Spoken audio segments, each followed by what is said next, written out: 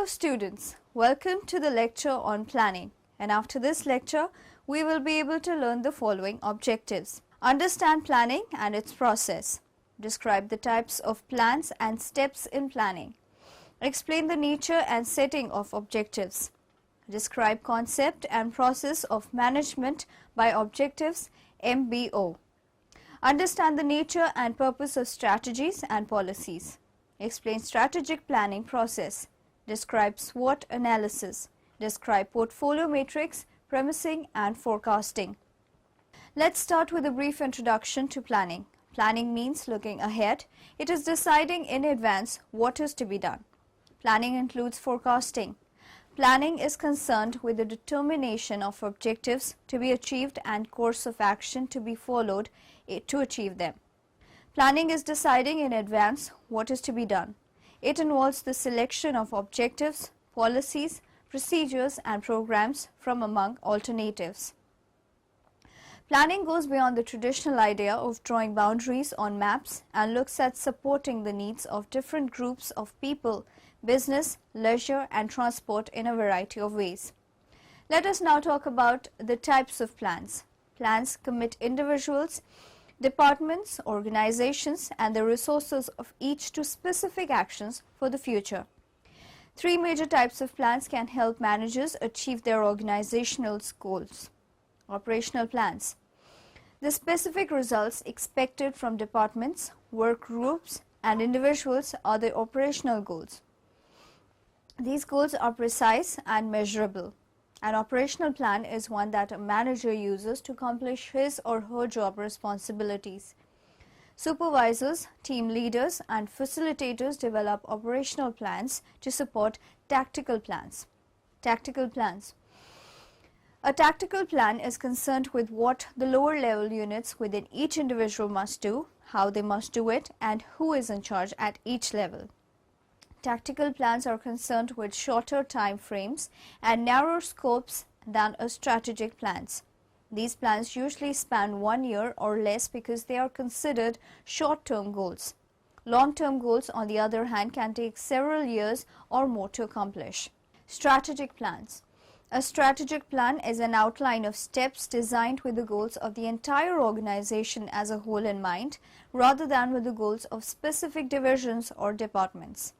Strategic plans look ahead over the next 2, 3, 5 or even more years to move the organization from where it currently is to be where it wants to be.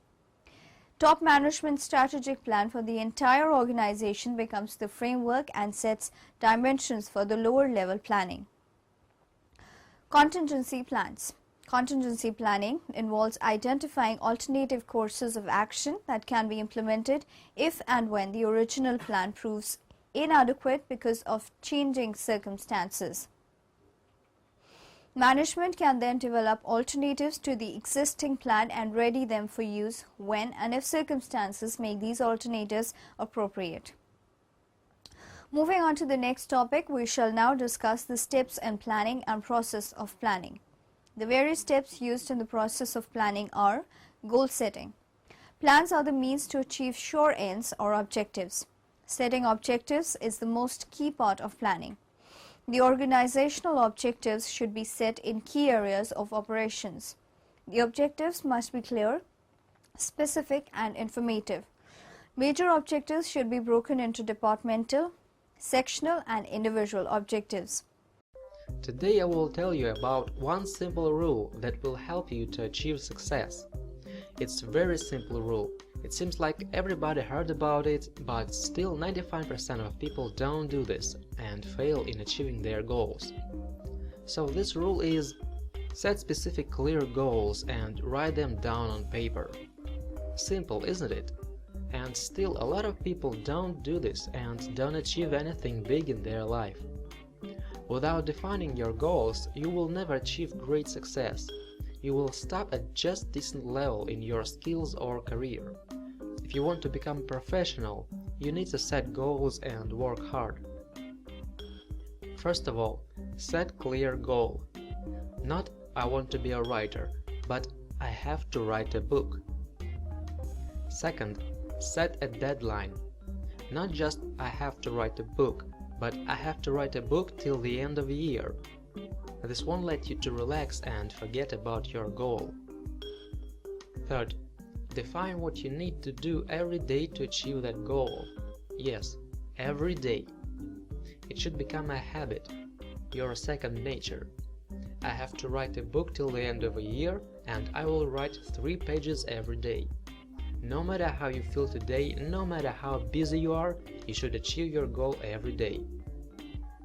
And the last and the more important, write your goal on paper.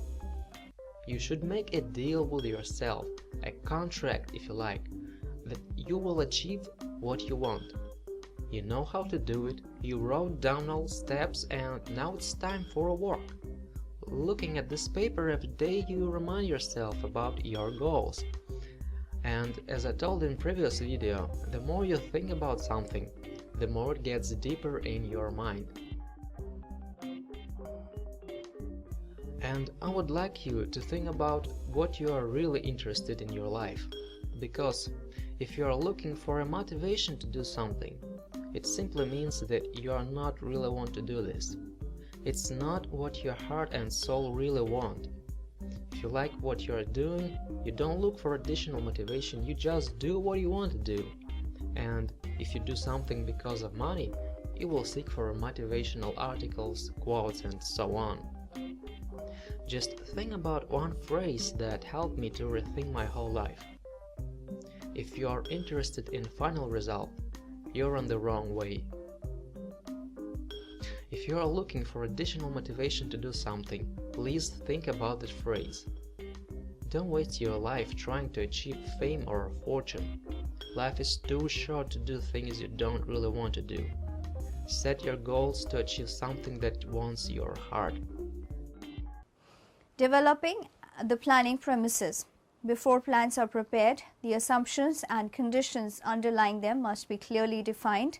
These assumptions are called planning premises, and they can be identified through accurate forecasting of likely future events. Reviewing limitations. Several constraints or boundaries affect the ability of an organization to achieve its objectives. These limitations restrict the smooth operation of plans, and they must be anticipated and provided. The key areas of limitations are finance, human resources, materials, power, and machinery. Deciding the planning period. Once the broad goals, planning premises, and limitations are laid down, the next step is to decide the period of planning. The planning period should be long enough to permit the completion of commitments implicated in a decision. Formulation of policies and strategies. The goals are defined and planning premises are identified. Management can formulate policies and strategies for the accomplishment of desired results. The responsibility for laying down policies and strategies lies usually with management. Alternative plans of action should be developed and evaluated carefully so as to select the most appropriate policy for the organization. Preparing operating plans. The formulation of overall operating plans, the derivative or supporting plans are prepared. These plans consist of procedures, programs, schedules, budgets, and rules. Operational plans reflect commitments as to methods, time, money, etc. These plans are helpful in the implementation of long-range plans. Integration of plans. Different plans must be properly balanced so that they support one another. Review and revision may be necessary before the plan is put into operation. The contribution and cooperation of subordinates is necessary for successful implementation of plans. Process of planning. Process planning is a key element in project management that focuses on selecting resources for use in the execution and completion of a project. In a manufacturing setting, this aspect of planning also includes establishing the general sequence of steps that begin with the acquisition of materials and end with the creation of a finished product. Types of the plans. The planning hierarchy mainly consists of the following type of the plans. Business plans. These types of the plans include whole of the business. SBU plans. These plans act as the strategic business unit plans, including the business units. Corporate plans. These plans act as the plans of the organization involving its activities. It is the total plan for the whole organization, a corporate body working as a functional unit. Departmental plans. These plans are also referred to as the functional unit plans and cover the branches, the projects, the departments, the units that are separated for the functional efficiency. Conceptual planning. The conceptual planning must consist of the following policy. One-time decision that is usually effective for a length of the time. Objectives. Focused direction of an achievement and the general outcome.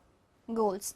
Very well defined quantitative or the numerical objectives by the end of a particular period with a plan.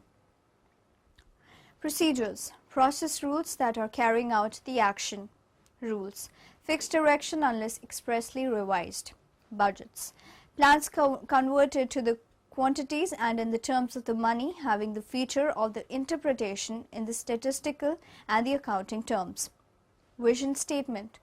This statement includes the purpose operating for the future and then to take the others in the vision fold of the organization. Mission. The purpose of offering the goods and the services in the terms of the beneficiary. Variable plans. In order to satisfy the different types of the contingencies, it is a necessity to draw different types of the plans. The plan document. The plan document must consist of the following. Premising. This step is needed at each stage of planning. Before undertaking the plan, the strength, the weakness, the opportunity and the threats, SWOT can be calculated depending on the premises. Vision.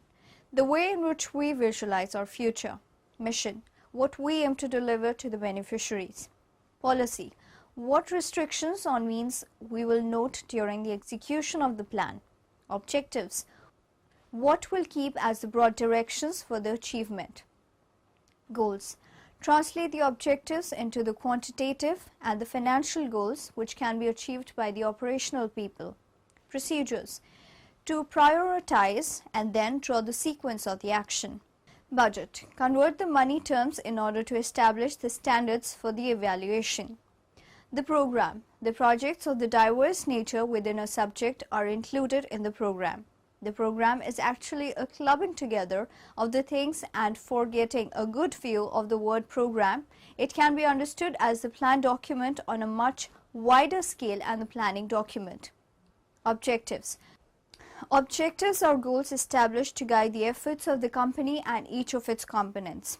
Objectives are the goals, aims or purpose of the business. The business strives to achieve these goals. Profit is the main objective of business. Setting objectives. An objective is a specific step, a milestone which enables us to accomplish a goal. Setting objectives involves a continuous process of research and decision making. The objectives must be focused on a result, not an activity. Be consistent, be specific, be measurable, be related to time, be attainable. Students, let's now talk about the concept of managing by objectives. The process of setting objectives in the organization to give a sense of direction to the employees is called as management by objectives. The popularity and the proven results are the main reasons behind everyone adopting this technique for their organization. MBO is a systematic and organized approach that emphasizes the achievement of goals. Need for management by objectives. The management by objectives process helps the employees to understand their duties at the workplace. Management by objectives ensures effective communication amongst the employees. It leads to a positive ambience at the workplace. It ensures transparency at all levels.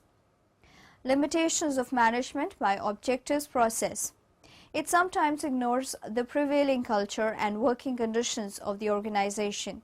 It just expects the employees to achieve their targets and meet the objectives of the organization without bothering much about the existing circumstances at the workplace. Employees are just expected to perform and meet the deadlines. Implementing an MBO program. The first step in implementing MBO is to establish long-range company goals in such areas as scale competitive positioning, human resource development, etc. The next step in establishing an MBO system is to use these long-range plans to determine company-wide goals for the current year. Unique features and advantages of MBO.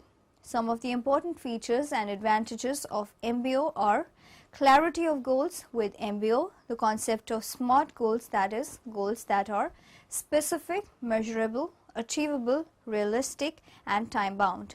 The focus is on future rather than on past. Goals and standards are set for the performance for the future with periodic reviews and feedback. Motivation. Involving employees in the whole process of goal setting and increasing employee empowerment increases employee job satisfaction and commitment. Better communication and coordination. Frequent reviews and interactions between superiors and subordinates helps to maintain harmonious relationships within the enterprise and also solve many problems faced during the period. Hello Ben, can I explain any management concepts? Professor Siegfried, what is management by objectives, MBO? Well Ben, management by objectives, MBO, is a process of defining objectives within an organization so that management and employees agree to the objectives and understand what they need to do in the organization in order to achieve them. The term management by objectives was first popularized by Peter Drucker in his 1954 book titled, The Practice of Management. Professor, what is the core benefit of management by objectives? The benefit of MBO is participative goal setting, choosing course of actions and decision making. An important part of the MBO is the measurement and the comparison of the employee's actual performance with the standard set. Ideally, when employees themselves have been involved with the goal setting and choosing the course of action to be followed by them, they are more likely to fulfill their responsibility. Process of managing by objectives. The process starts at the top of an organization and has the active support of the chief executive who gives direction to the organization. Setting preliminary objectives at the top. The first step in setting objectives is for the top manager to determine what he or she perceives to be the purpose or mission and the more important goals of the enterprise for a given period ahead. Certain goals should be scheduled for accomplishment in a much shorter period and others in a much longer period. Clarifying organizational roles. The relationship between expected results and responsibility of attaining is often overlooked. Each goal and sub-goal should be one particular person's responsibility. Sometimes it is impossible to structure an organization so that a given objective is someone's personal responsibility. Setting subordinates' objectives. After making sure that subordinate managers have been informed of pertinent general objectives, strategies and planning premises, the superior can then proceed to work with subordinates in setting their objectives. Recycling of objectives. Objectives can hardly be set by starting at the top and dividing them up among subordinates, nor should they be started from the bottom. A degree of recycling is a must. Let us now talk about the nature and purpose of strategies and policies. Strategy is a means to achieve an organization's missions and objectives. Policies are general statements that guide managers' thought process in decision making. Following elements describe the nature and purpose of the strategies and policies. Direction. Directing the employees all levels in achieving long-term goals. Framework for plans. Mere setting of organizational goals does not serve the purpose. Broad guidelines should be laid down to help employees understand how the objectives can be achieved. Need for operational planning. Strategic plans are set by the top-level management in consultation with the middle and low-level management. All perspective objectives set by the top management are based on the requirements at management levels. Now moving to the next topic, let's talk about strategic planning process. Strategic planning is a process that brings to life the mission and vision of the enterprise. A strategic plan, well crafted and of value, is driven from the top down, considers the internal and external environment around the business, is the work of the managers of the business, and is communicated to all the business stakeholders both inside and outside the company. Mission and objectives. The mission statement describes the company's business vision, including the unchanging values and purpose of the firm and forward-looking visionary goals that guide the pursuit of future opportunities. Guided by the business vision, the firm's leaders can define measurable financial and strategic objectives. Environmental scan. The environmental scan includes the following components: internal analysis of the firm, analysis of the firm's industry, task, environment; external microenvironment, pest analysis; strategy formulation. Given the information from the environmental scan, the firm should match its strengths to the opportunities that it has identified while addressing its weaknesses and external threats. Strategy implementation. The selected strategy is implemented by means of programs, budgets, and procedures. Implementation involves organization of the firm's resources and motivation of the staff to achieve objectives. Evaluation and control. Evaluation and control consists of define parameters to be measured, define target values for those parameters, perform measurements, compare measured results to the predefined standard, make necessary changes. Now let us talk about the SWOT analysis. The SWOT analysis stands for the analysis of internal strengths and weaknesses of an operation and external opportunities and threats to the operation. Elements of a SWOT analysis. The elements of a SWOT analysis are strengths. The first element of a SWOT analysis describes the strengths of an operation. These strengths include what an operation does well and should be viewed from both our point of view as well as the point of view of people with whom we come in contact. Weaknesses. The other internal element of the SWOT analysis describes the weaknesses of an operation. Examining weaknesses include identifying what an operation does not do well. Opportunities. The first external element of the SWOT analysis is opportunities. The opportunities include any favorable situation in the business's environment that the operation may realize gains from. Threats. The final element of the SWOT analysis is the external threats that the operation faces. Regardless of the size or profitability, all operations face threats. When to use it? While developing a strategic plan or planning a solution to a problem, we should analyze the external environment. The SWOTs can be performed by managers, designers, or by the entire project team. How to use it? Internal analysis. Examine the capabilities of organization. Carefully examine all strengths and weaknesses. External analysis. Look at the main points in the environmental analysis and identify those points that pose opportunities for organization and those that pose threats or obstacles to performance. Make a worksheet by creating 4 quadrants, one each for strengths, weaknesses, opportunities, and threats. The next step is to list specific items related to the problem at hand under the appropriate heading in the worksheet. Popularity of SWOT analysis. The SWOT analysis has been a popular business tool for many years. While business planning does require some time and knowledge, most planners agree that a SWOT analysis should be completed at the beginning of the planning process. Analysis. What does SWOT stand for? Strength, weakness, opportunities, threats. How is SWOT analysis used? For planning. Identify key factors to achieve a goal. Provide a complete picture of project. Are you interested? No? So, here you have the steps. Step 1. Identify the strengths. Strengths are the characteristics that help you achieve your goals. What are the skills, talents and abilities we have? What do we have to help achieve my goal? Knowledge or experience in this area. Step 2. Identify the weaknesses. Weaknesses are the characteristics that negatively impact our project. What skills, talents and abilities do we need?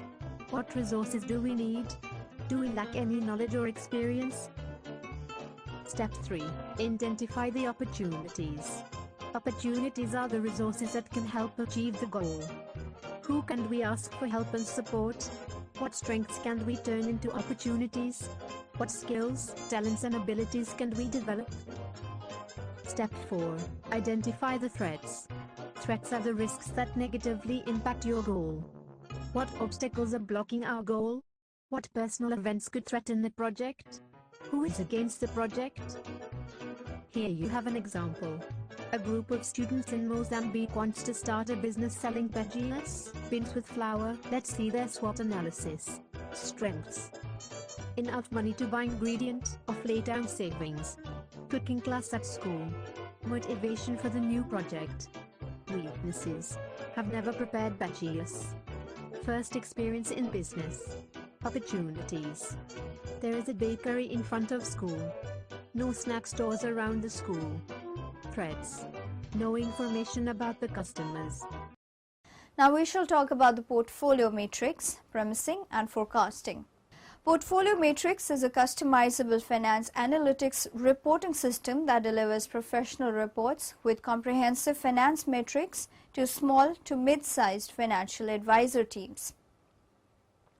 Planning premises. Planning premises are the basic assumptions about the environment. These assumptions are essential to make plans more realistic and operational. Planning premises provide a framework. Types of planning premises. Different types of planning premises are internal and external premises. Types of planning premises. Different types of planning premises are internal and external premises. Internal premises come from the business itself. It includes skills of the workers, capital investment policies, sales forecasts, etc. External premises come from the external environment.